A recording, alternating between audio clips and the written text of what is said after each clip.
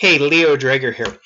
We're still talking about step four. In step four, steps 1 through 4, just as a recap, are identification, authentication, authorization, and accounting. So we're operating in step 4. We're trying to account for all of the things that are happening on the network.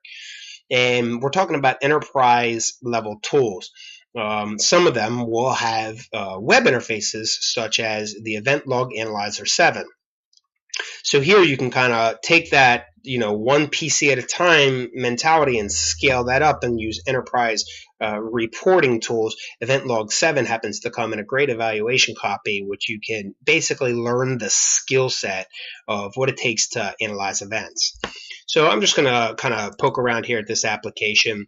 Now, I just happen to have one Windows 7, and I installed this just a couple days ago just to let it get some time to generate some graphs and some charts here, so what you can see. So you can see the total number of events by application or system or security logs, and most of them are successful, a few unsuccessful. And if I highlight over them, you can see those accordingly, which is nice to see that from a graphing point of view, because then you can take these graphs and export them and do, compare them to the baselines. I also have a specific host here, CEH Windows 7. So I'll click on that specific host, and then I can see and correlate, at the very, very high level. Now, this more or less looks exactly what the group policy on a Windows host looks like in terms of successful user logons, logoffs, unsuccessful user logons, audit logs that are cleared, and audit policy changes. You always want to watch out for that one. User account changes, you can look out for that one. That's another important one to audit. Locked user accounts, that should correlate with the activity on your help desk, and then some others.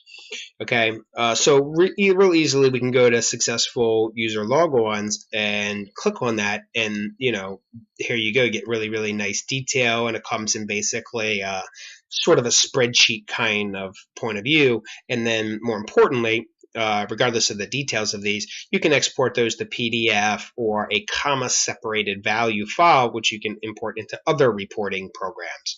So you can see that basically it goes down and looks at line by line, and you could search this. If I search for a password, does that come up, or spell it correctly?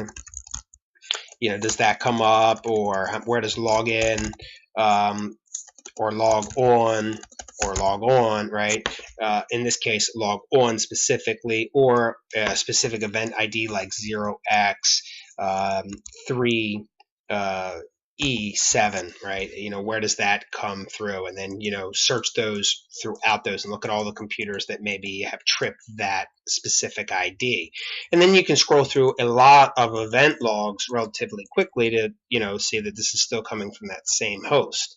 And that tends to be a repeating pattern. Every time I click on this and I go down, I can see that same host. Now, again, I am looking on that particular host, so but you would use the same mindset no matter it be 100 computers or 10,000. Okay, just by searching through the log files in this pattern, looking for a trend, a pattern, or something to go on. Okay, so that's it. Then let's go over to reports. You can see the top host by user access, and then you could review a report. Now, some of these may or may not have any of these, and some of them may take you back to the same exact screens that you had before, just depending on what you're searching for. So let's go back to reports. Top host by event severity, and then you can see a list of top hosts in which you could then process those and look for low-hanging fruit. Which ones are the top offenders and why are they the top offenders? Okay. FISMA compliance report, things like this is always really, really important, because everybody's looking for a, click me FISMA compliant, are we in compliance, are we not? And there really isn't too many tools that you have a specific piece on FISMA compliance.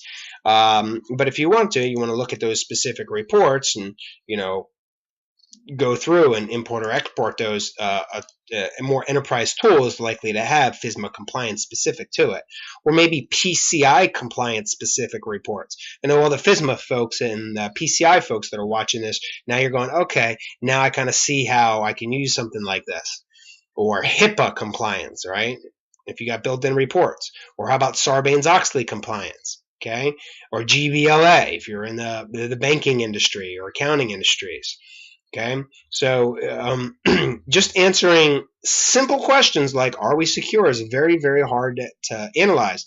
We more or less have to paint the picture of, well, what does secure look like based off of what accounting information we get, and that's why good reporting or the ability to report is critical. Now, also, an application like this is going to have alerts. When should we fire things off to the syslog server, or page the administrator, or email him or her, or things like that. You're going to have some basic settings, different profiles, different compliance settings to change those out specifically, maybe rebranding your web client or scheduling things to happen at a specific time, like back up your logs. And then traditional admin settings like setting up how do you email me, how do you alert me, how do you text message me, how do you log to a database, and even self-diagnostic stuff, right? So that is realistically it, folks. It's Event Log Analyzer and seeing how an enterprise tool can give you good details and reporting, and really building that skill set out.